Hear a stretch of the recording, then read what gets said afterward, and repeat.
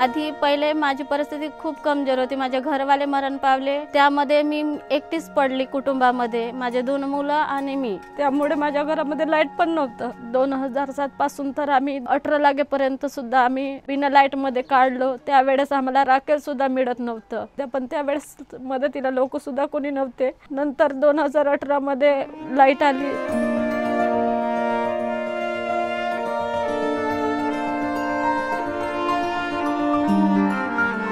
सौभाग्यवती आणि मीटर सुद्धा माझ्या घराला लागलेला आहे आणि मी आज माझ्या कुटुंबामध्ये माझे 2 मुलं धरून या सौभाग्यवती लाईट मिळाली, त्याच्यामध्ये माझे मुलं सुद्धा सुरक्षित शिक्षण घेऊ शकतात, अभ्यास करू शकतात।